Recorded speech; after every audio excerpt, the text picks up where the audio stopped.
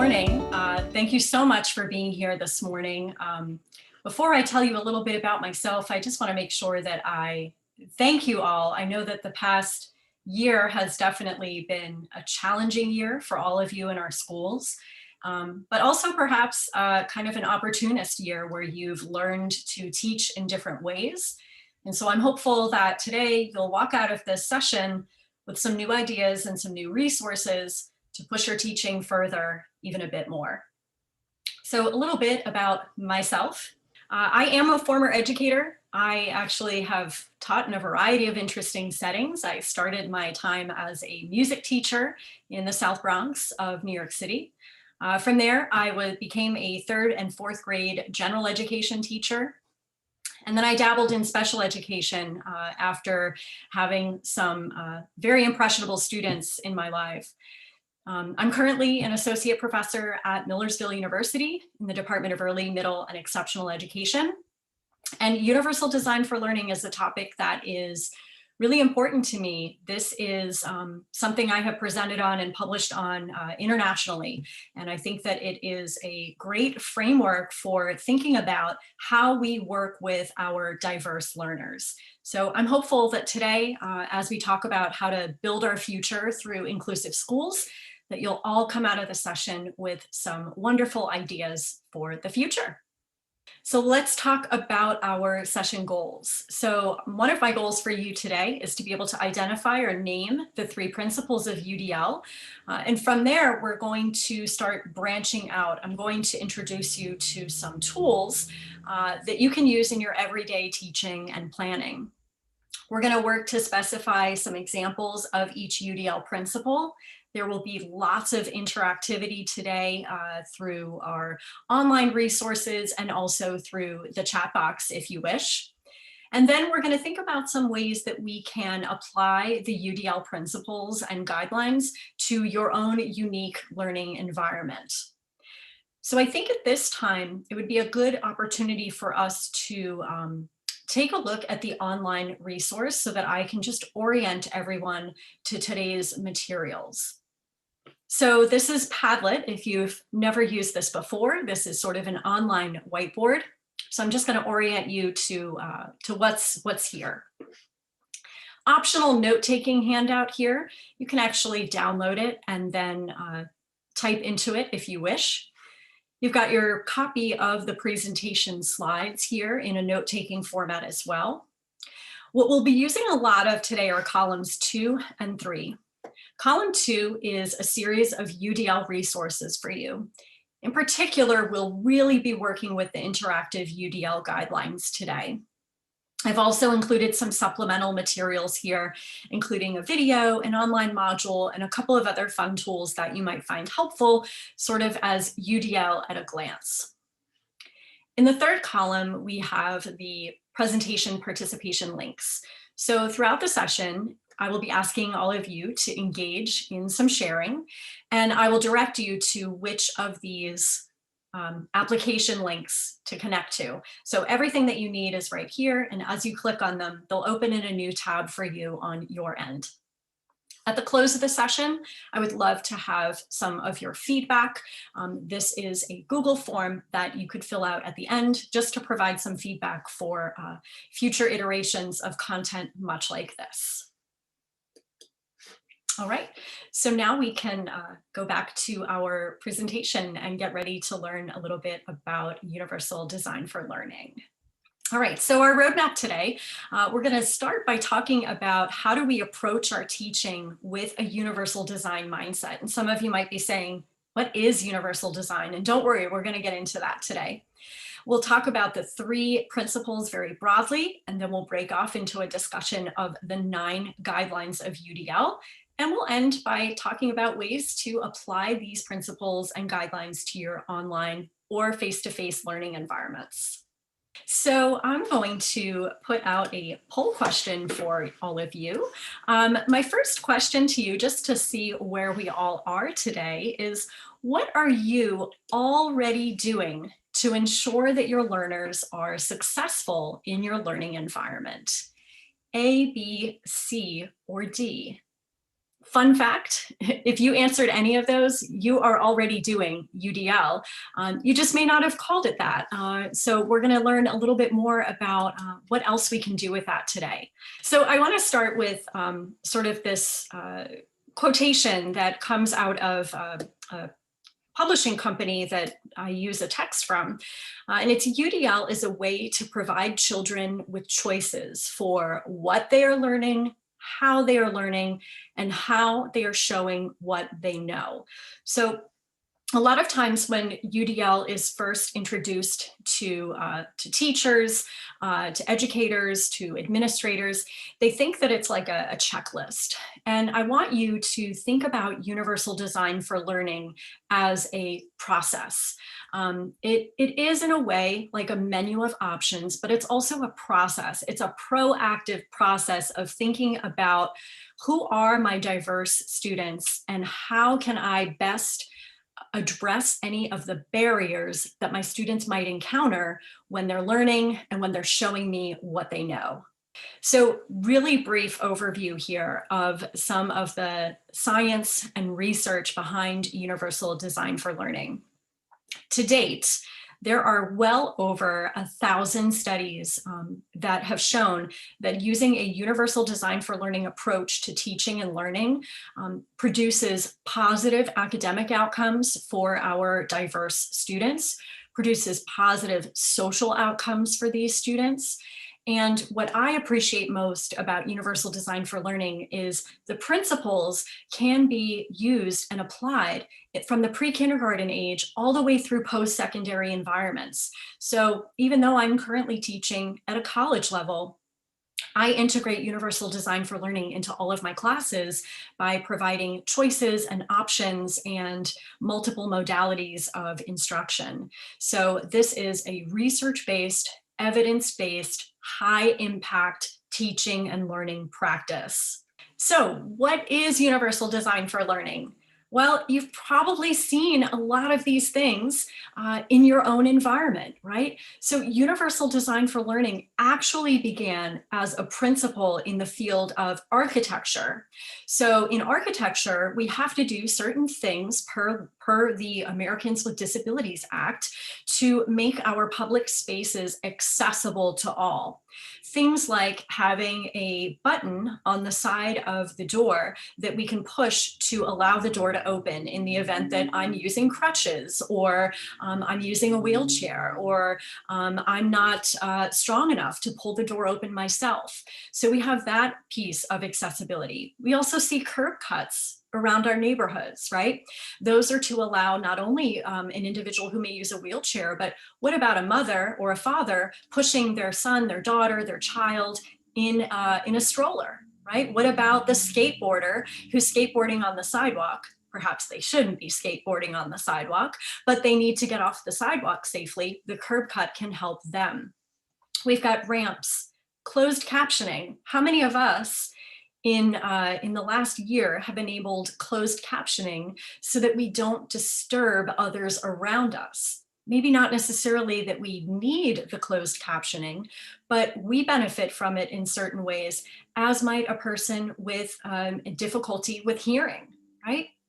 We also have platforms like speech to text. I can't tell you how many times in the past year I have used speech to text because I find myself at the computer so much more. And I actually experience pain in my hands from typing and texting. So I use speech to text a lot to give feedback to students, to send messages to loved ones. And it's not a tool that I necessarily need, but it makes communication more accessible for me in my life. And then of course, we've got study carrels that you might see in a library or even in a classroom. Perhaps you've made your own study carrels out of file folders or trifold construction boards. These can be really beneficial for individuals who need a little bit of extra focus time to limit some distractions around them.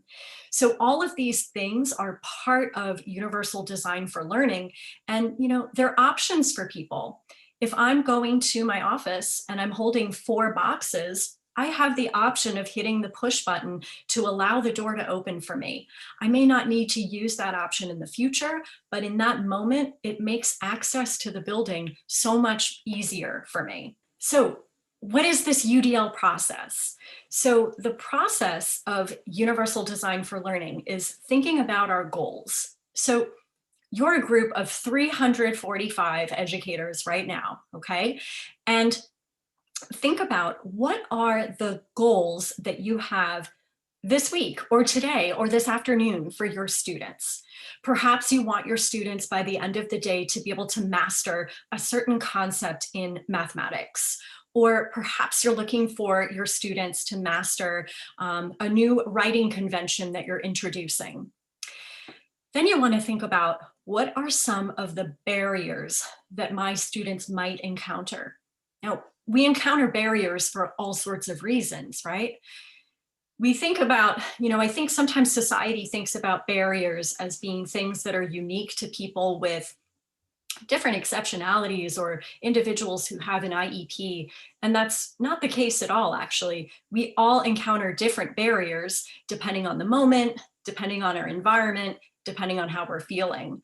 I know some days I encounter barriers to my communication. I sort of wake up in a mood and I decide today is not a good day for me to be emailing people because I'm in kind of a sour mood, right? I'm sure some of you are nodding your heads like you've had that kind of day as well. Then there's other days where maybe I didn't sleep well and my focus isn't good. So I have to alter the tasks that I'm completing that day to make sure that I'm doing a good job at whatever I choose to attack or learn or complete that day. Once we anticipate the barriers of our students, the next thing to do is let's design our lessons in a proactive way to minimize those barriers. So often we get in the middle of teaching and we realize, oh, so-and-so is not understanding this, or, oh, so-and-so already came to class and they knew the lesson already. So we want to think about what are the various barriers our students encounter and how can we proactively work to minimize those barriers. So universal design for learning is about meeting everyone exactly where they are. When I talk about diverse students, I'm talking about students who need additional support for any number of reasons. Perhaps they use an amplification device for sound.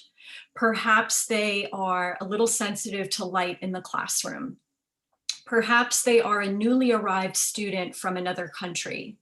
Perhaps they're going through a traumatic family event. Any of those students are students who need a certain degree of support. Then we also have students in our classroom who need a challenge. These are the students who maybe came to your class today already knowing the content that you're planning to teach. And we know that if we don't challenge our students who need a challenge, they will challenge us, right? They will find ways to keep us on our toes. So we want to consider those differences from the outset. And then we've got a lot of students who fall somewhere in between, right? We've got students who, sometimes they might need a little bit of extra support, but at other times those students are, sort of on the other end of things where they just acquire the content or the concept really quickly. So we want to be thinking in terms of diverse students about the full spectrum of diversity that we encounter every day in our classrooms. So universal design for learning is based on 3 key principles: engagement, representation, action, and expression. So what we're going to do today is we're going to sort of complete a similar sequence of activities and learning opportunities for each of the 3 principles. And we're going to start with engagement, because without engagement, there is no learning. So we're going to break down what engagement is and what are some of the proactive choices and decisions that we can make to fully engage our classroom of diverse learners. Let me tell you a little bit about engagement. The first principle of universal design is to provide the learner with multiple means of engagement. So along the left side of the slide, we have the words access, build, and internalize. So Universal design believes in building independent learners. That's the goal, right? The goal for every student that we work with is to increase their independence, to increase their ability to monitor their own learning, to be able to advocate for themselves and explain how they best learn and how they best show what they know. So the ultimate goal of engagement is to produce learners who are purposeful and motivated, right? Motivation and engagement kind of go hand in hand. So when we talk about access, the first step of engagement is accessing content. And in order for our students to access content, we have to recruit their interest, right? If we don't do that at the top of the lesson, chances are they're not going to have an opportunity to build new knowledge and certainly not to internalize that knowledge. So the first step in engagement is recruiting interest. Once we've piqued their interest, the next step is to help those students sustain that effort and persistence. A lot of these activities that you noted in your preparing to implement UDL Padlet, you had a lot of content there that's probably really difficult for students learning the first time. And so it's important that once we get students' interest, we recruit their interest, we've got to help them sustain that effort over time. There's nothing more invigorating than seeing students persist through a difficult task. So that's kind of that build stage of engagement. From there, we want students to be able to start monitoring their own learning. We call that, in a way, self-regulation, being able to sort of keep their own motivation going.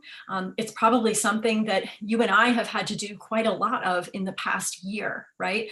If any of us have had an experience where we've been working remotely from home, you've got all these other competing demands. You know, I happen to have a really cute dog right outside the office. I would love to go squish him and hug him, but I can't fade into that competing demand. My attention has to be here, okay?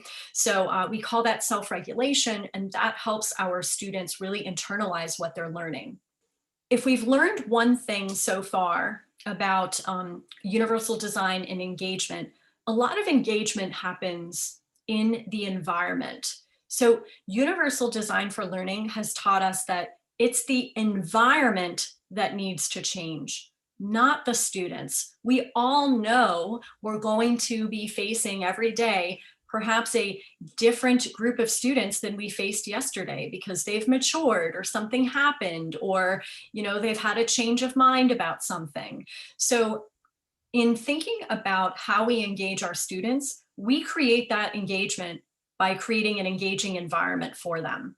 So now we're going to take a look at some of the things that we can do to engage our learners and pique their interest in learning. So here's a few questions that you want to ask when you're sitting down with your lesson plan, thinking about what you're going to teach tomorrow. The first thing is, how can I spark excitement for learning among my students? What gets them motivated, right? Is it a story? Is it an activity? How can I spark excitement for learning among my students? The second question we want to ask is, how can I help students tackle difficult material? I know that long division is really difficult in 4th grade. What things can I put in place to help make that difficult material more manageable for my students? And from there, how can I help my students persist? How can I increase their motivation in learning? Is it praise? Is it giving them a checklist and having them check off all of the steps that they mastered today? Maybe they won't master long division today, but maybe they're going to get 2 of the, however many steps you've identified in your process. So these are some of the questions that we want to ask. And there are some tools that I want to introduce you to for selecting these engagement strategies.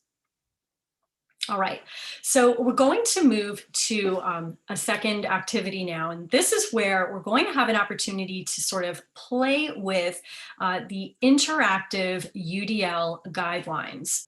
So on this Padlet, I've linked you to the UDL engagement interactive guidelines. So I'm thinking in my head, okay, I'm going to just use the same example throughout the presentation. Imagine that I am having to teach my kindergarten students how to write their name, right? What are some of the ways that I can take the most unmotivated kindergartner, or the most unengaged, or the most, the student who already knows how to write their name? How can I engage them and work through this content, right? Because a lot of us are working in school systems where we have standards, we have objectives, we have specific learning outcomes that need to be met. And sometimes that restricts the level of choice in what we have to teach. But where there is an opportunity for choice is how we teach, right? So linking to universal design for learning engagement, if you take a look at these interactive guidelines, there's actually three sort of points to engagement. We want to recruit interest. We want to help our students sustain effort and persistence, and we want to teach them how to self-regulate. So within each of these guidelines, there are options for exactly how we can do this. Now, I'm thinking back to earlier chats, and I remember someone commenting that one of the ways that they feel willing to take risks is, when a safe community is established for taking risks. And a lot of that connects right here to minimizing threats and distractions. So when we click on one of these links, we actually are presented with a list of options for how you can implement minimizing threats and distractions in your classroom. So some of this could be, reducing the level of sensory stimulation, or involving everyone in the class activities, or allowing students to maybe work with groups for different levels of support. So what I would like for us to do, and this will leave a few extra minutes for, is I'd like for you to come back to this engagement link and think about, what is your example that you shared earlier of a lesson you typically teach and some of the barriers that your students face. And I want you to go through that menu here, and I want you to select an option from guideline 7, an option from guideline 8, and an option from guideline 9 of how we could increase engagement for that lesson. So in my example of working with kindergartners, I said, I could provide students with a choice of materials, right? Some of my students might be really interested in working with a certain pencil grip that makes their fine motor control more comfortable for them. I might also have students who are really motivated by using non-traditional tools like shaving cream to write with. Maybe they don't have the dexterity yet to hold a pencil. And I might also give them a goal of having them sign up for class jobs, because kindergartners often love having class jobs. But instead of me signing for their class jobs, I'm going to let them sign up. So that's kind of building that, building that ownership, that relevance. And then I've also said providing compliment starters, so that when students go to share how they wrote their name that day, each student can sort of compliment another student's work. And I noticed in our chat earlier that a lot of us really enjoy getting those positive affirmations, keeps us going.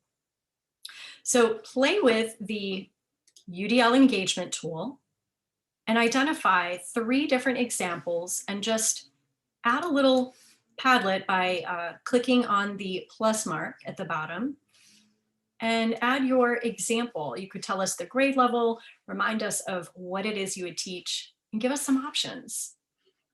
So let's take a moment here and just take it a step further. We're going to go to another poll question here. What would you say is another example of multiple means of engagement? Overwhelmingly, 90% of us here had D. I certainly think that a teacher's creative use of multimedia could definitely work for some students, but remember, if that's not necessarily their thing, then it might not be engaging for that particular student.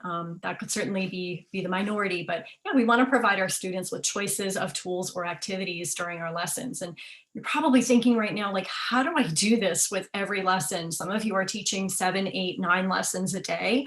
And I'm going to end our session later by telling you this, but I want to remind you now, we start small. We start with just one lesson, perhaps the content area that you are most confident in, and we gradually build from there. I've been teaching for almost 20 years, and I'm still trying to build my UDL repertoire.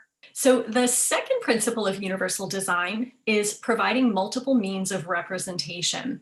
And I think that this is something that our teachers do really, really, really well, especially after having an additional year of practicing. How am I going to transition my instruction into a different modality? So when we present content in multiple ways to our students, what we're talking about here is different ways for them to acquire the content or perception. So we're talking about, am I going to ask my students to read something, to listen to a podcast, to watch a video, to complete an online game that sort of gamifies the content? How will my students access the content? All right. Many of us teach in disciplines. I saw math, I saw family and consumer sciences, I saw music. Those disciplines have a really specific language and really specific symbols as well, right? So how am I going to allow my students to continue building on their knowledge by giving them access to the language and symbols of what I teach? And then to internalize the new information, because again, we're trying to build learners who are resourceful and knowledgeable and independent. How am I going to help my students increase their comprehension about the content that I'm teaching? So let's dig a little deeper here. One of the things that is really amazing about universal design is that it views learner variability as a strength to be leveraged, not a barrier, not a challenge to overcome. And in reflecting on my 20 years as an educator, I think that a lot of my teaching has improved as a result of the learner variability in my classrooms. I think in particular back to one student that I had who she was a vocal student. However, she never shared her voice throughout her entire elementary school career. And so here I had this student who I could tell she could read very well, she could compute math facts very well, but I really struggled to get her to participate meaningfully in my class because she wasn't using her voice to communicate, and that's what I had relied on for so many years. So I viewed her learner variability as a strength because it actually taught me new ways to teach. So let's see how we can do this. So here's a few questions we want to ask ourselves. So if you're teaching a social studies lesson, what are the options available for sharing content? We tend to always go to, I'll have them read something, but is there a video available? Is there an activity? Is there, post-pandemic, an opportunity to take a field trip somewhere where they could learn this content? How can I provide access to all of the language and symbols of this content, right? And how can I make my learners make meaning and generalize this content and see how it fits into their life? So I'll pose a couple of questions to you. How do you prefer to access new content? Do you like to get it through reading about it? Do you like to see it modeled? You can feel free to answer in the chat if you'd like. I'll take a little skim at those answers. I'm going to also ask you, how do you like to learn new vocabulary? Any of us ever learn a new language? How do you best learn it? Do you have an app that you use? Do you need to talk with someone in that other language? Do you like to read books in another language? And then, what helps you make sense of new material? Some of us just kind of review it on our own. I was one of those that would rewrite my notes, and that was sort of how I would build comprehension. I'm seeing a lot of modeling here, trying it out, having access to real life examples, simulations. Some of you are saying, no, I need to read it. I can't watch it. I need to read it first. Some of us might have a sequence, right, where I need to read about it first and build background. And then I need to see someone do it. And maybe also I need to have an opportunity to ask questions. Yeah, lots of great answers here. So now that we're thinking a little bit more about how we might access content, let's spin the wheel a little bit and think about how do we help our students access content by representing it in different ways. Another question for us here. Let's take our best guess before we really dig in. Multiple means of representation refers to the following.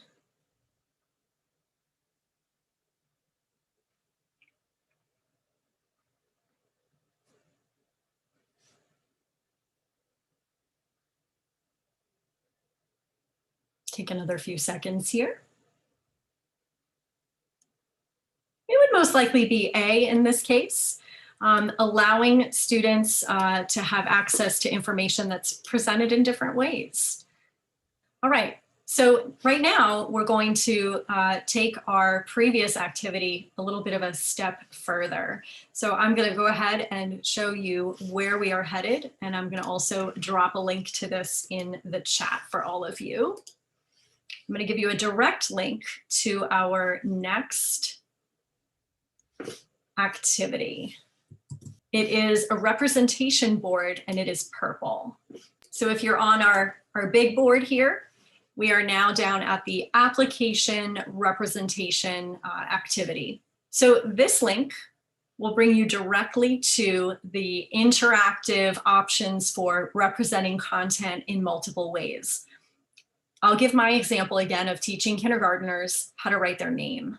So one of the aspects of representation is thinking about vocabulary, right? Not assuming that everyone has the same background vocabulary.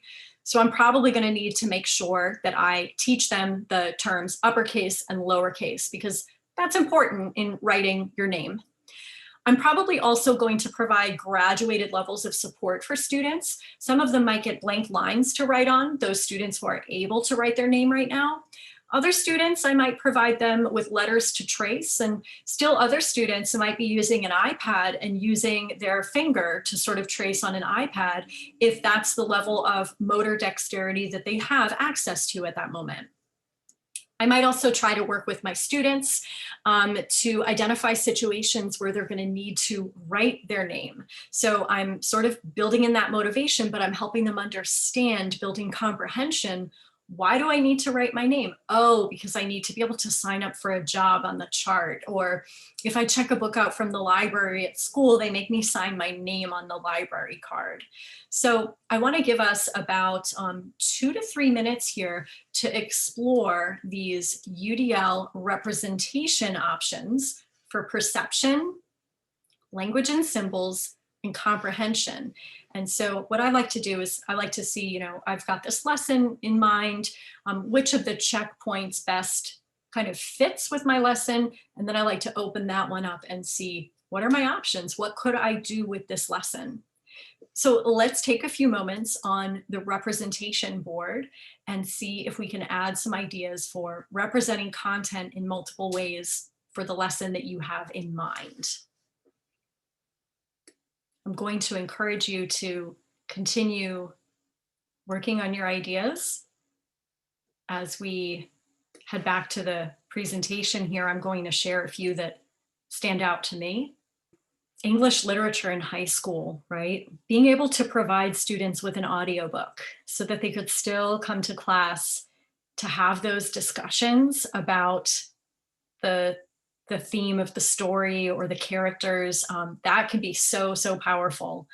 I saw quite a few examples here of providing students with options of graphic organizers so that they could choose which one works for them. That could be in a language class, that could be in a content specific class, that could be in a writing class. So many options there. Having your students conduct research projects and giving them sort of a broad guideline for the project so that there's a reasonable level of flexibility built in. All of these are such wonderful, wonderful ideas. I'm seeing lots of great ideas on here for mathematics, family and consumer sciences, providing students with videos to share information or, written information. I've also seen in many cases, providing a visual with a text-based so that there are quick reference icons that students can refer to if reading is a taxing or difficult activity for them. So many wonderful ideas on here. I'm going to encourage you to continue adding as you wish. And we're going to move along to our third and final principle. What do we think after playing around a little bit there with representation? What would be an example of multiple means of representation? This one's tricky.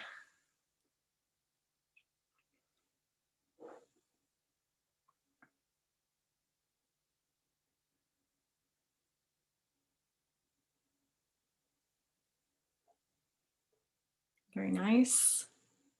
Take another moment. All right, let's move to that next slide here. The closest example here of multiple means of expression would probably be different displays of information being contained in the lesson. Giving students a choice of what writing tool to use is certainly a way of engaging them, enhancing their involvement, also closely relates with engagement, as does flexible grouping. Again, it's not important if you can identify the precision. Today is just trying to get us to understand how to use this interactive tool and how to think more broadly about how student voice and choice can have a spot in our UDL-based lessons. So the third principle of UDL is action and expression.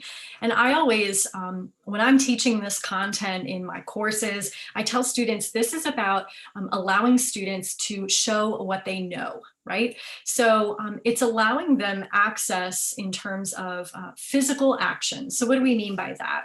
We mean, how are they physically going to be engaged in the classroom? We work with a lot of students who may not engage with materials in the same way as others.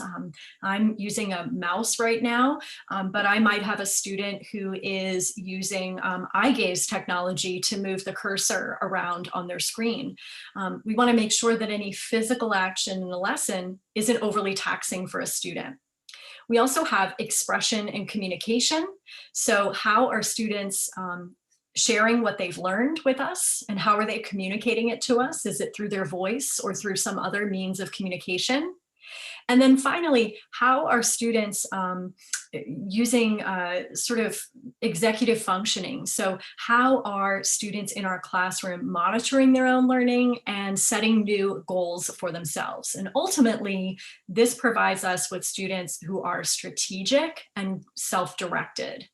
So teachers using UDL offer their students what architects bestow on their buildings: coherence, utility, and access for all. So here's a few things that we ask when we're thinking about action and expression. In what ways can my students interact with tools and materials in my lesson? How can my students share ideas about their learning? Are they going to participate through clickers? Are they going to participate anonymously? Is it going to be with names? How can my students develop strategies and monitor their own learning? So on our next slide, I'm going to pass it off to you and ask you to think about these things. What are your preferred tools and materials for navigating new content? I don't know. I mean, are you of the, I like to look it up myself. I like to have access to the internet, or I like to read an article about it. What's the best way for you to show what you've learned? If given the choice, would you like to give a written paper or an oral presentation or something else? And what do you do to monitor your own progress? Do you set lists and make deadlines and sort of check off things um, as you have mastered them? These are all of the questions that we want to ask about how best to do this for our students. All right, quick question for us.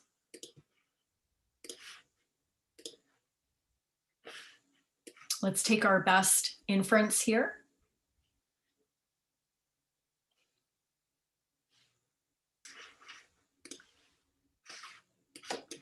All right, so it's really about the way that students are responding and demonstrating their skills and knowledge.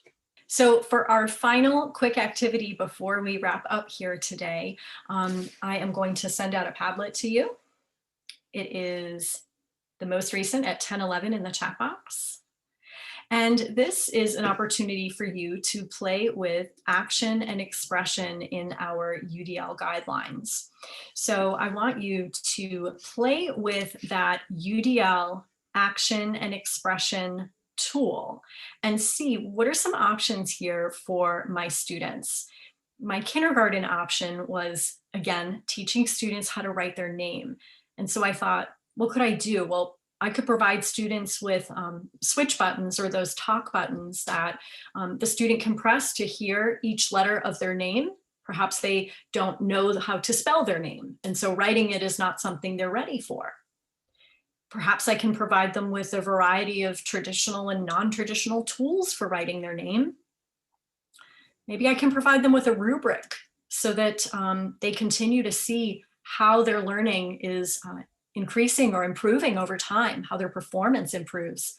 They could evaluate their own work on a rubric. So let's just get just a couple of ideas down here. Wow, giving students options of recording themselves teaching someone else.